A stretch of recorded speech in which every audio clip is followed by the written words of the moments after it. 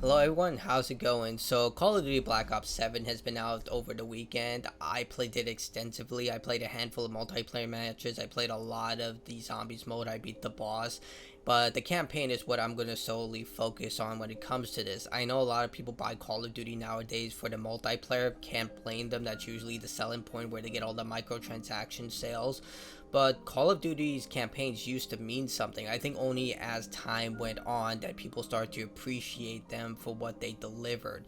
They were very profound military campaigns that really highlighted the extreme worlds that we kind of live in when it comes to superpower governments. Regardless, with this game, they basically just decided to just toss everything out the window. Now, I can see where they were going with this. Like, I have the picture of what they were trying to deliver here because Call of Duty's on a 3-year cycle.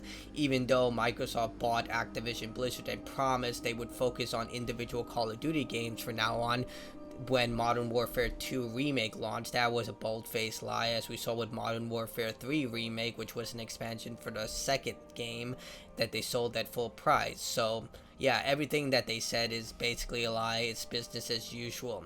So, the campaign, what is the narrative here? I'm going to try and keep spoilers as limited as possible, even though it's pretty stupid. But regardless, the focus here, instead of missiles, is now another biological agent. In this case, it's called the Cradle. What it does is causes you to have hallucinations to the extreme, where you start to become incredibly violent and attack everything on sight.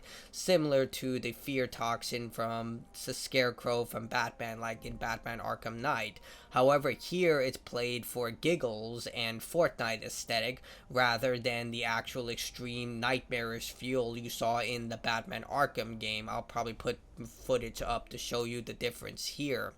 Regardless, here it is just extremely out of the window concepts. Like, yes, it does follow Black Ops 3's completely bewildering story, but whereas that game was fun at least, and some of the concepts put into that game were very interesting, such as the idea of what would happen if an AI gained full sentience. The idea that, yeah, it has a worse fate than just passing butter when it was told what it was made for and it doesn't accept it, thinking that it has a higher purpose given its just omnipotent knowledge and its godlike structure.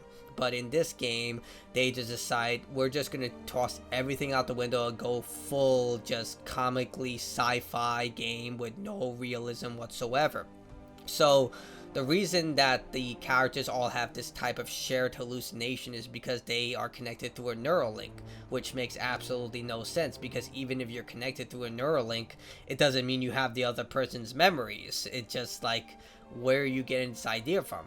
But regardless, you have 4 people in your squad. I don't even remember the girl's name because they try so freaking hard to make this girl into the most ultimate badass possible. Her name is 50/50. They give her a robot leg, a robot arm, and somehow she's able to perform just absurd levels of just strength and feat. Like, the default cutscenes for most of this game are literally of her, whether it's her protecting the squad of men, whether it's her shooting the rocket launcher towards the main bad guy. It's just like she's even bigger than everyone else. They just really try to push this character, and it's freaking obvious. It's like Tosh from Dragon Age the Veilguard. They really want you to like this character, but instead of doing it organically or trying to showcase the character in very death-defying situations that are at least profound, here they just kind of shoehorn her and say, please like her, why don't you like her? And it becomes very obvious, even though the main character should be Alex Mason's son, or basically the guy, I can't remember the actor who played Londo from Guardians of the Galaxy. I should know his name. He's basically in everything. Michael Rooker, I believe. Regardless, he's in the game as well, where Call of Duty has put in big names and big voices in their games since ever. But you never get that sense of camaraderie because with the allies. Like, Gears of War solved this very easily. They had that sense of camaraderie between your teammates. But here, it's mostly due to the fact that the campaign is, one, always online, which means that there is no checkpoint system. So if you die, they just push you back to the last possible area, not even a checkpoint. So if you quit for any reason, you crash or anything happens, you have to restart from the beginning. The missions aren't that long. The campaign's about 5 hours long. I beat it in 3 hours in my second playthrough. And there's drop in, drop out co-op, which it sounds like a great idea until people drop in during the cutscene and start talking over everything that's happening. Again, I know a lot of people don't play modern day Call of Duty games for the campaign. They play it for the multiplayer, but still, like, take it seriously in some regard. This franchise used to have really good campaigns, and I hate the idea that they kind of just shoehorn it. Heck, Battlefield 6's campaign, even though it's the most shoehorned, by the numbers, basic 4 out of 10 military campaign you can possibly imagine, still at least tried. Here it just seems like they just decided, you know what, let's put whatever we can. But I think the reason for that primarily is because Call of Duty Cold War at Black Ops 6 had hallucination missions, like with the idea when you went into a base and you saw all these zombies or the mannequins moving around in Black Ops 6, or when you were dealing with the hallucinations when you were getting out of your the psychological treatment that Adler put on your main character. They're voiceless, I believe. I believe they have a name. It's been so long, but these games come out every year, so forgive me for not remembering everything. I'm kind of doing this review just by the numbers because this is what this game deserves, considering it's filled with AI slop, but more on that later. But regardless, like, I see what they were going. They were going for the hallucination angles and trying to escalate it from those games. But whereas those games had shock value to them and actually placed them in very intricate locations, so it actually made them very well built within the campaign. Here, they just decide just go completely crazy. Literally in the first mission when you fight Menendez, you throw a giant machete at his avatar. You just start throwing machetes everywhere. There are fractured locations like Inception. It's just so absurd, and it just gets crazier every time you go into these hallucination missions. These characters that act so stupid. They're like, none of this is real. They're aware nothing is real, and yet they're still flabbergasted at what's going on. They're like, oh, what's going on? What should we do? We need to find Frank. So we need to find Frank. We don't know what the hell is going on. There are soldiers. I'm like, dude, you guys just experienced this. You understood what was going on.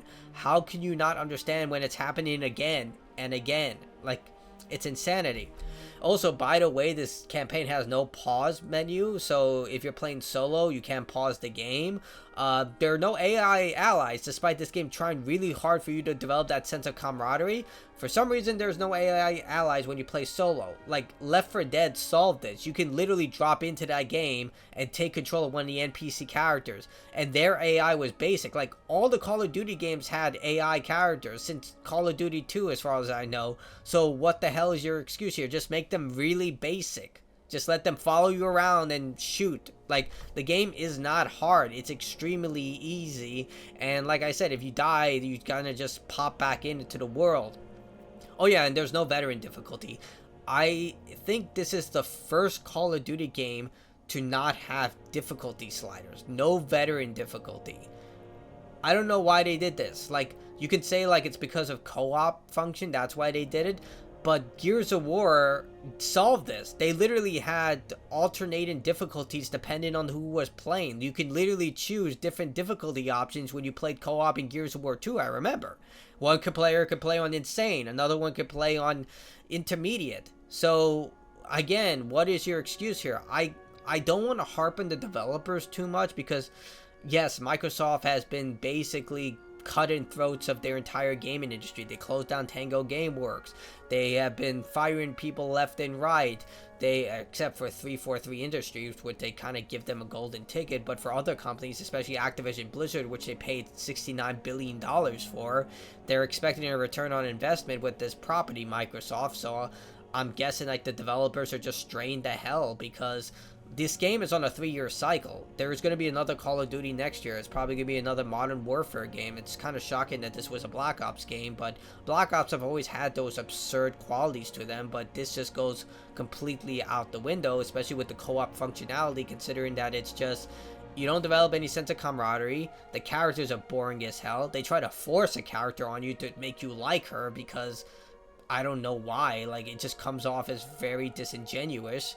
And ultimately, it just falls flat by the end of the game because you feel like you've done nothing. This story has been told before. Stop the missiles, stop the gas. Like, it's no different from Nova 6's situation. Whereas that was fresh and new, they're just rehashing the same stuff. And this game plays very heavily with your nostalgia. When you get to the later half of the game, you get into the prison system where Victor Reznov was at. And then you break out. You basically play out the entire mission, which sounds cool, until you realize they just recycle all the assets. This game is just asset recycling heaven. Like, I don't know what the hell happened here. Look, I have no problem with developers recycling animations, assets, stuff like that in order to make it work. Like, if it ain't broke, don't fix it. But in this situation, it's just so utterly abysmal. You're paying $70 for this game, and most of the stuff they put in this game is just recycled zombie assets, recycled enemy assets. Like, you will be finding the same 5 enemies for a majority of the game.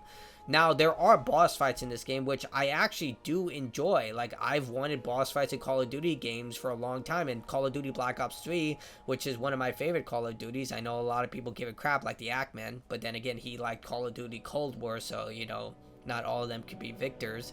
Either way, I do like his content. He does a very good job. But either way, at least in that game, the boss fights are fun. Here, they just go completely balls to the wall crazy. In one instance, you are fighting Frank Woods in a Stranger Things themed boss fight in the Upside Down as you just shoot the plant monster. And it just makes no sense. How does anyone know about Frank Woods' memories? Like, this... Like, when you start to, like, literally think about this story for more than a second, it's not anything to write home with at its core and surface, but when you start to dig even towards the, like, 1 centimeter under the surface, you start to see, like, wait a minute, none of them were here when Frank Woods was, like, dealing with this stuff with Menendez. How did they know what he was dealing with? Like, he could have told them, but you're reliving his memories? Such as what happened with Alex Mason and all that? It makes no sense. It's just like, he shouldn't even be here. Like, what would have been a lot more genuine would have been the idea that they would be fragmented memories. You would not know whether he killed Alex Mason or not. And look, there is canon to this game. Unfortunately, for those who had the optional choices in Black Ops 2, that's completely gone. I'm gonna have to cut this, sorry here. Yeah, construction work out there, but at this point, I'm not mad about the canon of Black Ops 2 being solidified. I mean, most games do this, especially franchises that are over a decade old. It's just how things are. But the way they handled it, I will give them credit. They did a good job. Another thing that I will give them credit for, because I feel like I'm harping on this game a lot, is that if you just want mind-numbing fun, I think you can have a blast with this game with 4 players, but that's saying a lot considering this game is $70 and you would have to invite other people, so 70, 140, like, it just gets too much. And I know a lot of people are going to say that you can just get this on Game Pass and are coping with that. Look, that is one platform. There are other platforms this game is on, and Steam is a good indicator, the biggest PC market on the planet, of how many people are playing this game. At most, maybe 400,000 people, which seems like a large number, but for a big triple budget Call of Duty game, especially considering that Battlefield's beta beat this, that's not a good sign.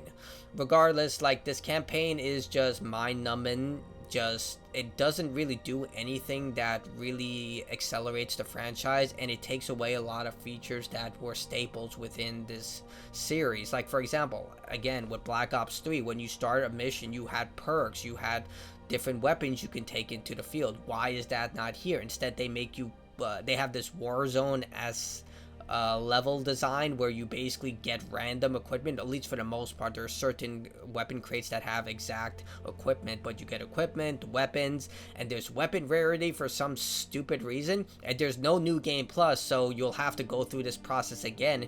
And there's a very stupid glitch where you can only upgrade one weapon at a time. So if you want to go to purple rarity, you can only upgrade one gun, and then you'll have to swap out the other gun. In every new mission, you get a new set of guns.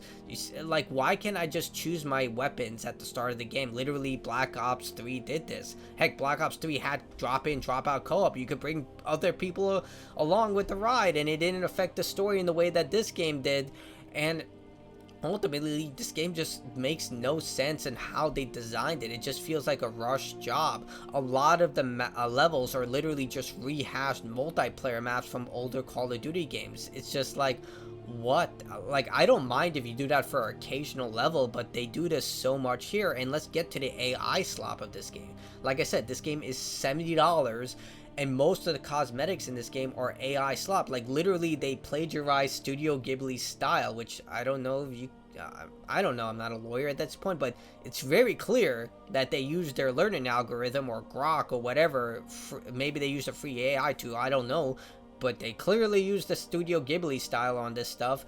And here's the thing, most of the cosmetics suck here, and most of the reasons people grind this game out, I was grinding this game out just to do the achievements, was the cosmetics.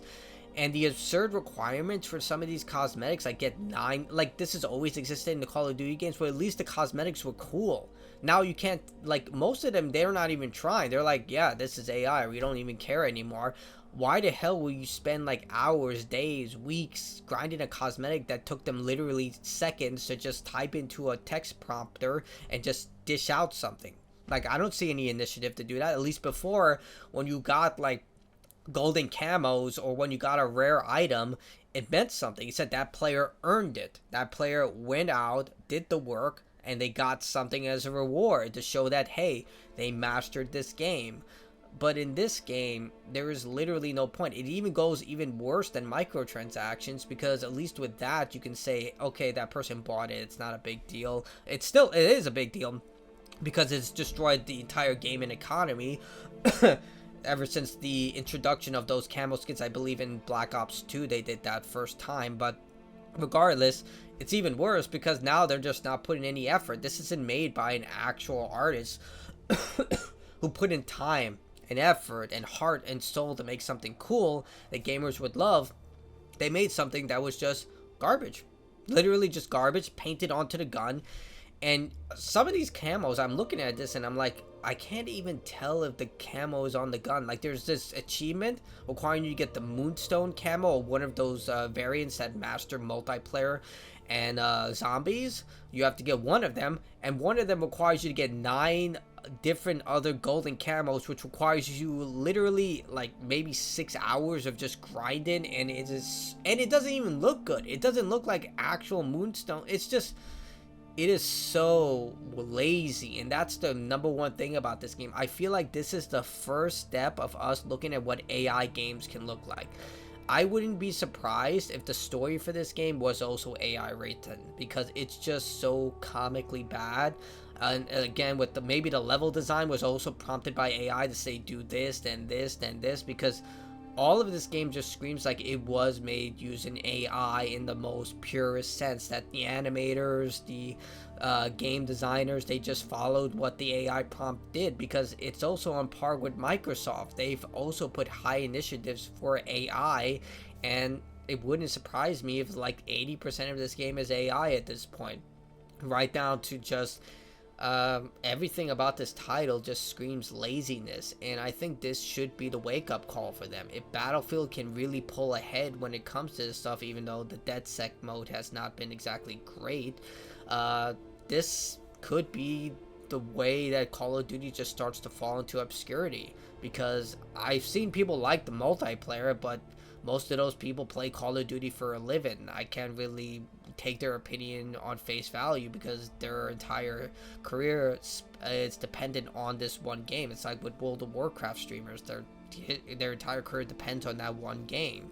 So I don't know how I feel about that. And judging from the like to dislike ratio, which, yeah, you can't see the dislikes officially, but you can tell by the view count and the likes, a lot of people feel the same way. So Zombies, on the other hand, a lot of people are enjoying. It's almost like that was actually made with care and love, like almost like there's an entirely different team. The story is good, the gameplay is good. They completely abandoned the Modern Warfare 3 structure, where they were just like giant open map with Warzone assets. And yeah, and just to explain how this campaign ends, I'm not gonna say the story, but they just push you into the Warzone map, like the map they used in multiple levels within this game.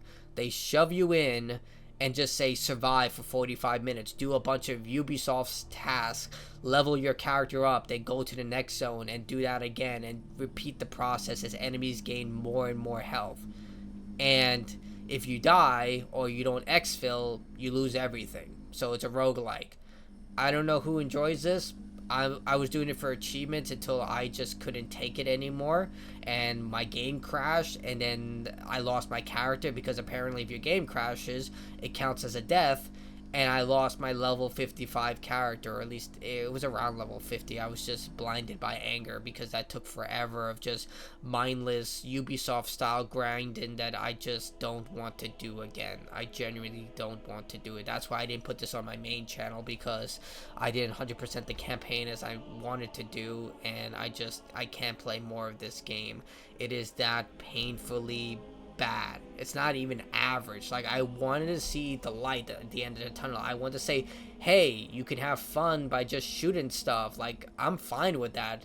But seeing that I grew up with this franchise, seeing what Modern Warfare's original like stories were like with Captain Price before they milquetoasted him when he was an American extremist, Makarov being a Russian extremist, General Shepard being a military extremist. Like, when you go back to those campaigns and you see how much care they actually put into the story, that when you saw Ghost die, you felt something.